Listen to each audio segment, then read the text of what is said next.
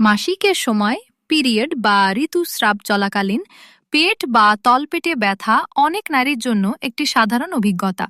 এটি চিকিৎসা বিজ্ঞানে ডিসমেনোরিয়া নামে পরিচিত। নিচে এর কারণ, করণীয় এবং কখন চিকিৎসকের পরামর্শ নিতে হবে তা বিস্তারিতভাবে ব্যাখ্যা করা হলো। পিরিয়ডে পেট ব্যথার কারণ: ১. ইউটেরাইন কন্ট্রাকশন এবং ইউটেরাইন কন্ট্রাকশন। মাসিকের সময় জরায়ু সংকুচিত হয়ে ভেতরের আবরণ এন্ডোমেট্রিয়াম বের করে দেয়। এই সংকোচনের জন্য প্রস্টাগ্ল্যান্ডিন নামে এক ধরনের হরমোন দায়ী, যা বেশি হলে ব্যথাও বেশি হয়। ২. রক্ত চলাচলে চাপ। জরায়ু সংকুচিত হলে তার তার আশেপাশের নার্ভ ও রক্তনালীতে চাপ পড়ে এতে ব্যথা হয়। ৩. Endometriosis fibroid. বিশেষ কারণে কারো ক্ষেত্রে ব্যথার পেছনে শারীরিক অসঙ্গতি বা রোগ, যেমন এন্ডোমেট্রিওসিস বা ফাইব্রয়েড, দায়ী হতে পারে। পিরিয়ডের পেট ব্যথা কমানোর করণীয়: ১. হালকা গরম শেক হিট থেরাপি।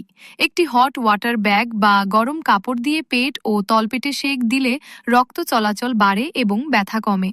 ২. ব্যথানাশক ওষুধ প্যারাসিটামল বা আইবুপ্রোফেন গ্রহণ করা যায়, তবে নিয়মিত না খেয়ে আগে চিকিৎসকের পরামর্শ নেওয়া ভালো। ৩.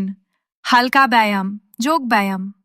অনেকেই ভাবেন এই সময় একদম বিশ্রামে থাকা উচিত, বরং হালকা হাঁটাহাঁটি, স্ট্রেচিং বা চাইল্ডস পোস্টাইড যোগাসন ব্যথা কমায়। ৪. পানি ও তরল খাবার বেশি খাওয়া। পানি, স্যুপ, নারকেল পানি ইত্যাদি খেলে শরীর হাইড্রেটেড থাকে এবং পেটের পেশি শিথিল হয়। ৫. সঠিক খাদ্যাভ্যাস। অতিরিক্ত চিনি, লবণ, ক্যাফিন, চা, কফি কম খাওয়ার চেষ্টা করুন। সবজি, ফল, বাদাম, ক্যালসিয়াম ও ম্যাগনেসিয়াম সমৃদ্ধ খাবার গ্রহণ করুন। ৬. মানসিক চাপ কমানো।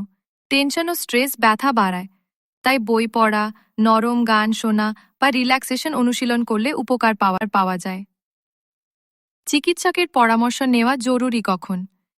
যদি আপনি দেখেন প্রতি মাসে অতিরিক্ত ব্যথা হয়, ব্যথানাশকে উপশম হয় না, পিরিয়ড ৭ দিনের বেশি স্থায়ী হয় বা রক্তপাত খুব বেশি হয় পিরিয়ডের সময়, জ্বর, বমি বা দুর্বলতা অনুভব করেন, আপনার বয়স বেশি কিন্তু হঠাৎ ব্যথা শুরু হয়েছে, তাহলে অবশ্যই গাইনোকোলজিস্টের পরামর্শ নিন।